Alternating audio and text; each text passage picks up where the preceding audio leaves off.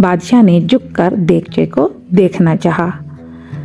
किसान ने उसे मना भी किया कि बादशाह सलामत, ज़रा एहतियात से कहीं आप देगचे में गिर ही ना जाएं। लेकिन क्योंकि बादशाह को देगचा देखने का इतना शौक था कि वो अंदर झुककर उसके देखने लगा और वो अपने वजन को बरकरार न रख सका और देगचे के अंदर गिर गया। देगचा फिर से जोर जोर से हिलने लगा।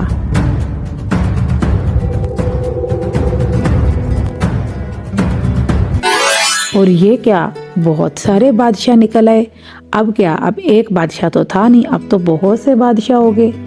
सारे महल के सिपाही और सारे लोग हैरान हो गए। किसान भी बहुत हैरान परेशान था कि असली बादशाह कौन सा है। अब सारे बादशाहों ने आपस में लड़ना शुरू कर दिया कि मैं असली बादशाह हूँ, दूसरा बोला मैं असली बादशाह हूँ, तीसरा बोला मैं असली बादशाह हूँ। इस तरह उनकी आपस में लड़ाई शुरू